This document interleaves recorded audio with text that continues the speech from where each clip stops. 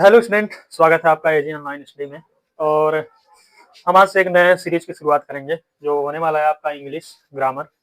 और ये खास करके बोर्ड एग्जाम को लेकर ओरिएंटेड बनाया जाएगा।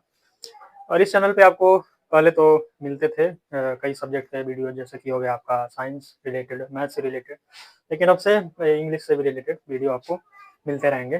तो देखिए, जैसे कि बोर्ड पे मैंने लिखा ही है, use of is, am are and was were. इसका यूज सिंपली हम दो तरीके से करते हैं। एक तो जब सेंटेंस में वर्ब नहीं होता है, जैसे कि यहाँ पर जितने भी सेंटेंस मैंने लिखा है इसमें एक भी वर्ब नहीं देखने को मिलेगा आपको। और एक होता है जब आपका वर्ब आ जाता है सेंटेंस में, तब उस हिसाब से उसको हम यूज करते हैं। लेकिन मेन डिपेंड करता है आपका इन सब में कि कौन सा कहाँ हेल्पिंग वर्ब यूज होगा। वो मेन डिपेंड करता है आपका सब्जेक्ट क्या है, ठीक है। तो सब्जेक्ट यदि आपका सिंगुलर है तो इज लगाएंगे, और प्लूरल आ जाता है तो वहीं आर का प्रयोग करते हैं। अब सिंगुलर, ये थोड़ा सा भारी वर्ड लग रहा होगा आपको, लेकिन इससे आप रिलेट कर सकते हैं। सिंगुलर का मतलब सिंगल, और सिंगल का मतलब आप लोग बखूबी समझते हैं, अब बताने की जरूरत नहीं है मुझे।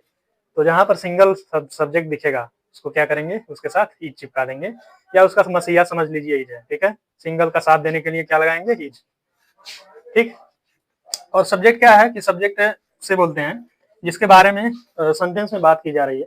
देखेंगे कि यहाँ मोहन और सोहन अच्छे मित्र हैं, तो बात किसके बारे में हो रही है, मोहन एंड सोहन के बारे में। तो ये हमारे दोनों क्या हो जाएंगे, सब्जेक्ट हो जाएंगे। और सब्जेक्ट में सिंगल तो है नहीं, सिंगल है कि डबल है, सिंगल नहीं है ना, प्लूरल हो जाएंगे। यहाँ सिंगल से अलग हुए हुआ क्या हो जाएगा, प्लूरल हो जाएगा। तो आइए हम अब शुरुआत करते हैं। कुछ सब्जेक्ट मैं यहाँ पर लिखता हूँ और उसके साथ क्या यूज होगा। जैसे लिखा मैंने ही, सी, इट, फिर लिखेंगे आई, दे, दीज, दोज, ठीक, या एनी नेम, टू और मोर नेम, ठीक।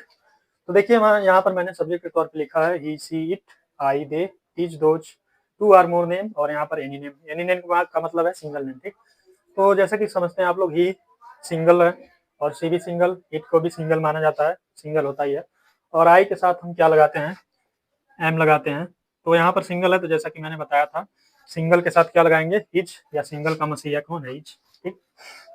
दे, दिज, दोज, या टू आर मोर नेम, यहाँ पर हम क्या लगाएंगे, प्लूरल हो गया तो इसके साथ लगा देंगे हम आर। यानी कि अब आपको अच्छे से समझ आ रहा होगा कि किसके साथ क्या प्रयोग किया जाता है। और यहाँ पर एनी नेम लिखा है, यानी कि कोई एक सिंगल नेम हो गया, तो उसके साथ अभी हम क्या लगाएंगे, इज लगाएंगे, ठीक। अब आइए बनाते हैं इस सेंटेंस को। तो देखिए लिखा है मेरा नाम हरिद्वार है, जो कि सच में मेरा नाम ही है हरिद्वार, आप लोग जान लीजिए, मैंने बताया नहीं। लिखेंगे माई नेम, और यहाँ पर सिंगल है तो क्या लगाएंगे, इज, हरिद्वार, ठीक। आगे लिखेंगे मैं एक अध्यापक हूँ, तो मैं क्या, अंग्रेजी क्या होता है, आई, और आई के साथ क्या लगाएंगे, एम, और आई के साथ केवल एम, और एम केवल आई के साथ। यानी कह सकते हैं सिंपल सेंटेंस में दोनों एक दूसरे के कॉम्प्लीमेंट्री हैं, इनके साथ किसी अन्य हेल्पिंग वर्ब का यूज नहीं होगा। तो आई एम ए टीचर। अगला देखेंगे मोहन और सोहन अच्छे मित्र हैं। तो यहाँ पर अब क्या हो गया, सिंगल से डबल, तो लिखेंगे मोहन एंड सोहन, ठीक। डबल हो गया तो क्या आ जाएगा, डबल के लिए आर, ठीक। गुड फ्रेंड्स, ठीक। ये आपका हो गया ट्रांसलेशन इसका, Mohan and Sohan are good friends. अगला देखेंगे, ये लिखा है मैंने, श्री नरेंद्र मोदी जी भारत के प्रधानमंत्री हैं। तो कुछ लोग कंफ्यूज कर जाते हैं यहाँ पे, क्योंकि इन सबका अंग्रेजी आप बखूबी जानते होंगे।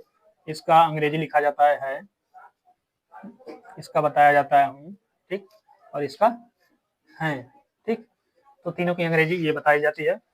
और लेकिन यहाँ पर क्या लिखा है लिखा है, और सब्जेक्ट के तौर पे किसका जिक्र हो रहा है? श्री नरेंद्र मोदी जी का, जो कि ये क्या है? सिंगल सब्जेक्ट है। तो कंफ्यूज नहीं करेंगे आप लोग, ये आ गया तो हम आर नहीं लगाना है, ठीक है? क्यों नहीं लगाना है? क्योंकि यहाँ पर सिंगल के बारे में बात हो रही है। तो और ये क्यों है लगाते हैं, इसका रीजन ये है कि जैसा कि हमारे देश के प्रधानमंत्री हैं, तो है करके तो बुलाएंगे नहीं, जनरली हम किसी को है करके बुलाते हैं, लेकिन रिस्पेक्टफुल यदि व्यक्ति होता है तो है वहां पर लिखा जाता है या बोला जाता है, ठीक है? तो इसलिए हम यहाँ पर हैं लिखे हैं, और हम बनाएंगे अब इसका Shri Narendra Modi ji is the prime minister, या शॉर्ट फॉर्म में पीएम लिख देना, ऑफ इंडिया। तो ये हमारा सेंटेंस बन के तैयार हो गया। Shri Narendra Modi ji is the prime minister of India. तो फिर से बता दे रहा हूँ मैं, आपको कंफ्यूज नहीं करना है आ गया कहीं, लेकिन अगर सेंटेंस में सिंगल पर्सन है तो उसके लिए हम इजी का प्रयोग करेंगे। अब आगे देखेंगे, ये तो हो गया आपका इजेमार। अब बचा आपका वाजवर। तो वाजवर के लिए भी वही सब्जेक्ट चलता, मतलब वही केस चलता है। सिंगुलर यदि आ गया तो सिंगुलर के साथ लगा देंगे हम वाज, और प्लूरल आ गया तो प्लूरल के साथ हम लगा देंगे वेयर या वर, जो भी बोलते हैं आप लोग। यहाँ पर इज ना होकर के क्या हो जाएगा? वाज, और यहाँ पर एम ना होकर के वाज हो जाएगा, ठीक, और यहाँ वर हो जाएगा। तो इस तरीके से क्या हो जाएगा? ही, सी, इट, आई और एनी नेम के साथ वाज, और इसके अलावा कोई और सब्जेक्ट आता है या दो से अधिक पर्सन आते हैं सब्जेक्ट के तौर पे, तो वर का यूज करेंगे। और ये जो वाज वर हैं, ये इन्हीं के पास्ट फॉर्म है, ठीक है? ये होते हैं, ये प्रेजेंट फॉर्म होते हैं, और ये पास्ट फॉर्म होते हैं। इनका मतलब क्या होता है? था, थी और थे, ठीक। तो अब बनाएंगे इसको सेम उसी तरीके से बनाना है हमको, केवल क्या करना है? इज एम आर की जगह इसका यूज करेंगे, वाज वर का। लिखेंगे ही, और यहाँ पर देखेंगे ही के साथ ये सिंगुलर है या सिंगल है, जो भी कहिए। ही वाज ए, क्रूर का होता है क्रूअल, शासक का लिखेंगे रूलर, ठीक। इस तरह से आपका सेंटेंस रेडी हो जाएगा बनके। अगला देखेंगे, सीवी रमन और एपीजे अब्दुल कलाम भारत के महान वैज्ञानिक थे। लिखेंगे C V Raman end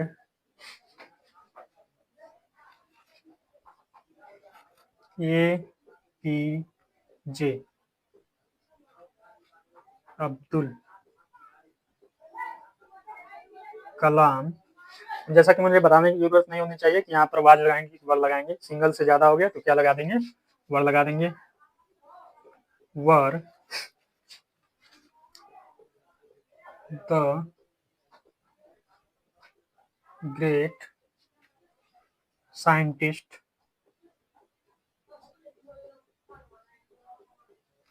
of India. ये हमारा सेंटेंस बन गया, CV Raman and A P J Abdul Kalam were the great scientist of India.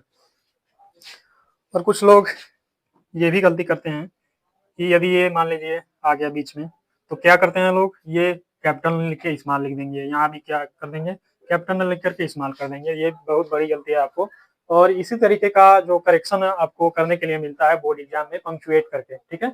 उसमें भी इसी तरीके का मिस्टेक दिया होता है और सही करना होता है। तो किसी भी पर्सन का नेम यदि आ जाए या कंट्री का नेम आ जाए, जगह का नाम आ जाए, तो उसको कैपिटल में ही लिखते हैं, ठीक है? पहला लेटर वो कहीं भी हो, बीच में हो या लास्ट में हो या शुरू में हो, उसको कैपिटल लेटर में ही लिखा जाता है। यहाँ पर मैंने एक सेंटेंस लिखा है, स्वामी विवेकानंद एक प्रसिद्ध समाज सुधारक थे। तो इसका फिर से कंफ्यूज कर देंगे कुछ लोग कि थे है तो हम वाज लगाएं कि वर लगाएं, और कितने लोग वर ही लगा देंगे।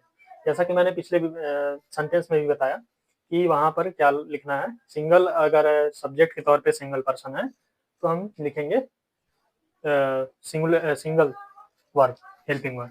तो क्या लिखेंगे? Swami Vivekananda Vivekananda was a famous social reformer। ठीक, यहाँ भी बाजी लगेगा, कंफ्यूज मत कीजिएगा आप लोग, क्योंकि सिंगल पर्सन के बारे में बात हो रही है और सिंगल का साथ कौन देगा यहाँ, वाज। तो Swami Vivekananda was a famous social reformer. तो अब हम देखेंगे कि ये दोनों एक साथ जब आते हैं तो उनको कैसे हैंडल किया जाता है या कैसे उनको ट्रांसलेट किया जाता है। ठीक है, तो इसके लिए सबसे पहले आपको समझना होगा वर्ब। अब वर्ब होता क्या है, वर्ब का हिंदी मीनिंग आपका होता है क्रिया। ठीक है, हिंदी मीनिंग क्रिया, इसे मतलब कर सकते हैं किया, एक तरह से वर्ड आ रहा है इसमें। तो काम का करना, कोई भी काम का करना या जिसमें आपका क्या होगा, अगर हम किसी पर्सन से रिलेटेड बात करें तो क्या हो जाएगा उसमें, उसका यदि फिजिकली या मेंटली जिस भी तरीके से एनर्जी लॉस हो रहा है वो क्या कहलाएगा, वर्ब कहलाएगा। जैसे कि मैंने यहाँ पर लिखा है, कुछ लिखना हो जाएगा, करना हो गया, सुनना हो गया। लिख रहे हैं तो हाथ से अपने लिख रहे हैं तो उसमें एनर्जी लॉस हो रही है। ठीक है, पढ़ रहे हैं तो पढ़ना भी एक तरह का क्या है, मुंह से बोल के पढ़ रहे हैं या मन में भी पढ़ रहे हैं, तो कहीं ना कहीं आपके कैलकुलेशन चल रहा है या ये लर्निंग का काम चल रहा है, माइंड आपका एनर्जी लॉस कर रहा है, तो वो भी क्या हो गया, आपका वर्ब हो गया। ठीक है, और कुछ नेचुरली भी चीजें होती हैं, जैसे कि सूर्य का उदय होना है, तो ये भी क्या है, एक वर्ब ही है। और अस्त होना, ठीक है, तो ये भी वर्ब है। अब यहाँ पर मैंने लिखा है ना, ये क्यों लिखा है, जैसा कि आप यहाँ पर देख सकते हैं, जनरली जो वर्ब हैं उनके अंत में ना शब्द आ रहे हैं, और लेकिन कुछ ऐसे भी हैं जिनमें नहीं आ रहे हैं, तो वो भी वर्ब है। ऐसा कि नहीं कि वो वर्ब नहीं है, इसलिए क्या कहा मैंने, जनरली वर्ब के अंत में ना शब्द आते हैं। अब यहाँ पर देख लीजिए, इसका जस्ट उल्टा है, इसमें ना आया है लेकिन ये वर्ब नहीं है। तो ऐसा भी नहीं मान लेना है कि जिसमें भी लास्ट में ना आ रहा है, ना शब्द, वो केवल वर्ब ही है, मतलब वो वर्ब है ही। ठीक है, तो ऐसा भी नहीं होता है, जैसे कि है अपना, दीवाना, निशाना, ठीक, जमाना। दीवाना तो बताने की जरूरत है नहीं, दीवाना तो बखूबी जानते हैं आप लोग। तो ये सब चीजें वर्ब नहीं है, लेकिन ये सब चीजें वर्ब हैं, क्योंकि इसमें आपका न तो कोई फिजिकली ना मेंटली एनर्जी लॉस हो रहा है, ना कुछ हो रहा है, लेकिन इन सब में क्या है, फिजिकली या मेंटली हमारा एनर्जी लॉस हो रहा है, तो ये क्या कहलाएगा, वर्ब कहलाएगा। और साथ में ये, अब ये दोनों एक साथ आते कब हैं, तो इनको एक साथ देखने को मिलता है हमें प्रेजेंट कंटीन्यूअस टेंस में और पास्ट कंटीन्यूअस टेंस में, इज, एम, आर और वाज वर। जैसा कि मैंने बताया था कि इज, एम, आर ये प्रेजेंट फॉर्म है, और इसी का पास्ट फॉर्म क्या हो जाता है, वाज और वर, ये क्या हो जाएगा, पास्ट फॉर्म। ठीक, तो कंटीन्यूअस का मतलब आप लोग पढ़े ही होंगे, नहीं पढ़े होंगे तो बता देता हूँ मैं। कंटीन्यूअस का मतलब होता है वाक्य अंत में क्या आता है, रहा है, रही हूँ, या रहा, रहे हैं। ठीक है, ये तो हो गया आपका प्रेजेंट का बात। अब इसी को पास्ट में करेंगे तो क्या हो जाएगा, रहा था, रही थी और रहे थे। अब यहाँ पर 3 मैंने सेंटेंसेस लिख दिए हैं। पहला देखेंगे, वे सब लड़के पढ़ रहे हैं, तो वे सब लड़के क्या हो जाएगा, दोज बॉयज, ठीक, पढ़ रहे हैं। ठीक है, सिंगल से ज्यादा है तो क्या लगाएंगे, आर, और वर्ब क्या है, पढ़ना, तो रीड। और जैसा कि मैंने बताया ये कंटिन्यूअस में एक साथ होते हैं, तो क्या लगा देंगे यहाँ पर, आईएनजी फॉर्म, और बस हो गया, these boys, those boys were are reading. फिर अगला देखेंगे, तुम अपना सामान बेच रहे थे, बनाएंगे यू, और यू को हम मानते हैं इंग्लिश में प्लूरल, तो लिखेंगे यू वर सेलिंग, बेचना का होता है सेल, तो आईएनजी फॉर्म, जैसा कि बता रहा हूँ मैं बार बार, सेलिंग योर थिंग्स। ठीक, फिर अगला देखेंगे, रीता गीत गा रही थी, सब्जेक्ट क्या है, रीता, रीता सिंगल है तो क्या लगाएंगे, लिखेंगे रीता, और सिंगल है तो वाज सिंग, और आईएनजी फॉर्म तो सिंगिंग। ठीक, ए सॉन्ग। ठीक, रीता गीत गा रही थी या रीता एक गीत गा रही थी, सिंगिंग ए सॉन्ग। तो स्टूडेंट्स देखिए, ये प्रेजेंट और पास्ट कंटिन्यूअस टेंस में थे, इन दोनों का एक साथ यूज होते हुए देखे हमने वर्ब और हेल्पिंग वर्ब का। लेकिन इसके अलावा हमको ये देखने को मिलते हैं एक साथ जब हम वॉइस बनाते हैं तब। और वो वॉइस कौन से होते हैं, प्रेजेंट इंडेफिनिट के और पास्ट इंडेफिनिट टेंस के। जब हम वॉइस का एक्टिव वॉइस को पैसिव वॉइस में कन्वर्ट करते हैं तो वहाँ पर ये दोनों एक साथ देखने को मिलते हैं। तो ये देखिए, जैसे इसका बनेगा राम लर्न्स दिस लेसन, तो इसका बन जाएगा this lesson is learned by Ram. ठीक, तो यहाँ भी देख सकते हैं हेल्पिंग वर्ब इज आया और वर्ब आ गया आपका मेन वर्ब। लेकिन जब वॉइस के फॉर्म में है तो यहाँ पर क्या आ जा रहा है, वर्ब का थर्ड फॉर्म आ जा रहा है। अगला है they beat him, past indefinite का। तो इसका क्या हो जाएगा, he was beaten by them. ठीक, तो ये रहा प्रेजेंट इंडेफिनिट और पास्ट इंडेफिनिट का, कि जब हेल्पिंग वर्ब और वर्ब दोनों एक साथ आते हैं तो वॉइस में आप क्या करते हैं, थर्ड फॉर्म का यूज करते हैं। हमने आज पढ़ा ईजेएमआर, और ईजेएमआर में सिंपल सेंटेंस हो तो हम सिंपली सिंगल और प्लूरल देख के सब्जेक्ट के अनुसार उसको इज लगाएंगे, या आई है तो क्या लगा देंगे, एम। और जब प्लूरल आ जाएगा या वन पर्सन से अधिक आ जाएगा, टू आर मोर, तो क्या लगा देंगे, आर का यूज कर देंगे। और सिंपली उसी तरीके से हम पास्ट फॉर्म इसका क्या होते हैं, वाज वर्ब, तो सिंगल पर्सन आएगा या सिंगल सब्जेक्ट आएगा तो वाज, और one two or more subject आएंगे तो क्या आ जाएगा, या प्लूरल सब्जेक्ट आएंगे तो हम यूज करेंगे वर्ब का। ठीक, और इसके बाद हमने देखा कि जब हेल्पिंग वर्ब और वर्ब दोनों एक साथ आते हैं तो किस तरीके से उनका ट्रांसलेशन बनाया जाता है, और जो कि हमको देखने को मिलते हैं प्रेजेंट कंटीन्यूअस टेंस में और पास्ट कंटीन्यूअस टेंस में, यदि टेंस की बात किया जाए तो। लेकिन एक जगह और भी देखने को मिलते हैं, जैसा कि मैंने बताया अभी, एक्टिव और पैसिव वॉइस में।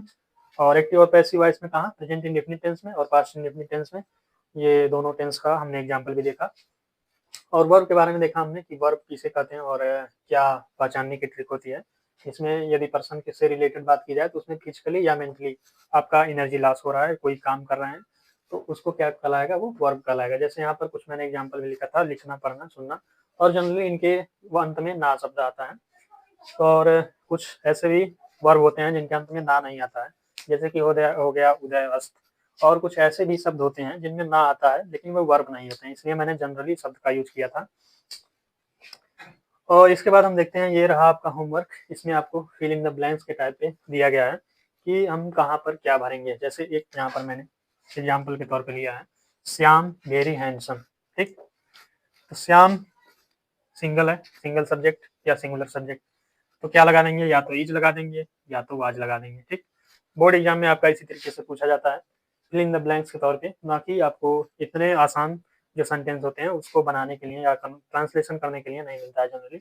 इसी टाइप के आपको फिल इन द ब्लैंक्स के टाइप के देखने को मिलेंगे आपको एग्जाम में। ठीक है, तो इसका आंसर आप लोग कमेंट बॉक्स में दे सकते हैं।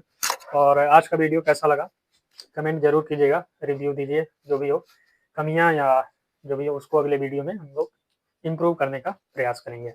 मिलते हैं अगले वीडियो में, तब तक के लिए बाय बाय, थैंक्स।